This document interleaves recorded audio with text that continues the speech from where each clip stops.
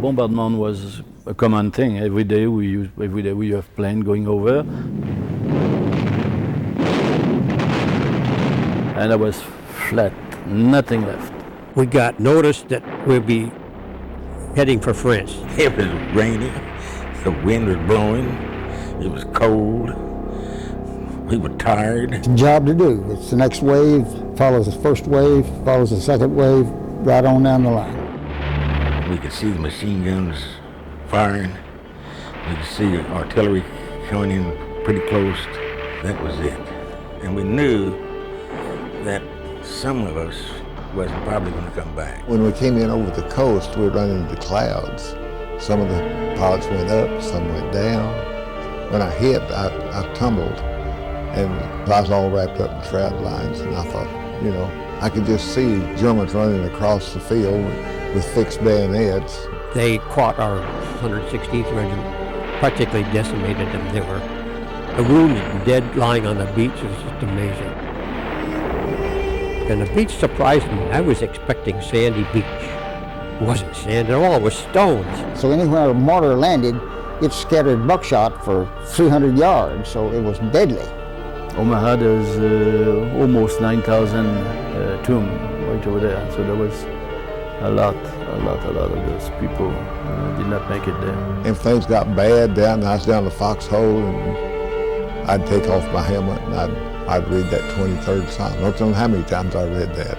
There was 25 men in the boat, and we lost half of our men. F Company, which I was in, jumped 140 men. 28 of us went back.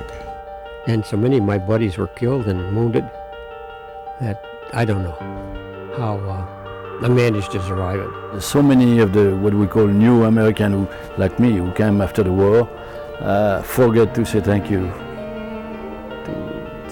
Thank you to those guys. There were a lot of brave people.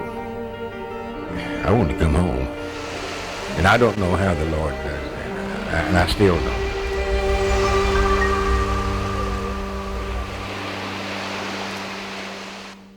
On December 17th, 1944.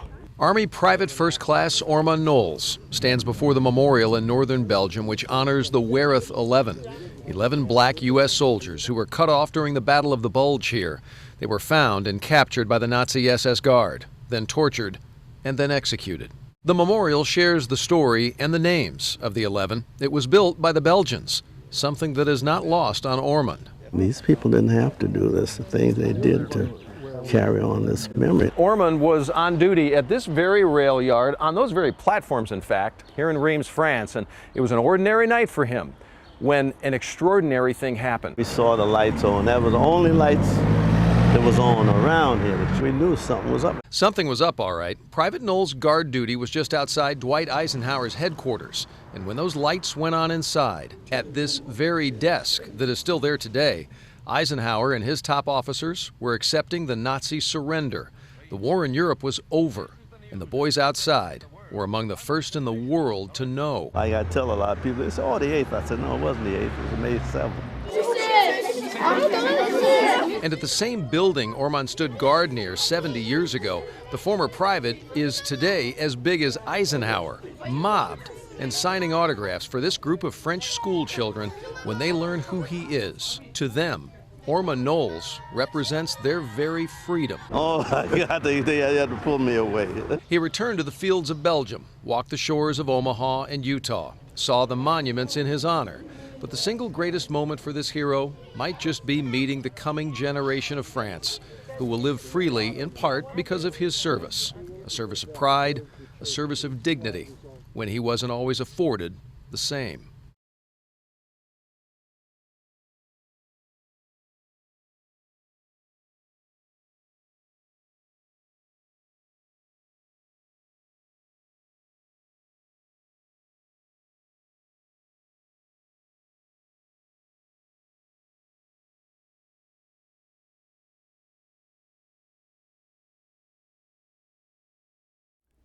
Since the death of George Floyd 12 days ago, much has been written and said about where we are as a country and where we're headed. Chances are, if you don't want to hear about it or think there's not a deeply embedded problem with race and equality in America, there's probably little I can say here that will change your mind. So instead, I'll quote the third verse from one of our country's most beloved songs. "O beautiful for heroes proved in liberating strife, who more than self their country loved, and mercy more than life. America, America, may God thy gold refine, till all success be nobleness, and every gain divine." Catherine Lee Bates' lyrics go on to propose that brotherhood is the crowning result of good. So imagine what our country would be like if we just lived up to those words. The question now is whether we meant them or not. Thank you for watching. Have a great day and a good week. I'm Jody Dean.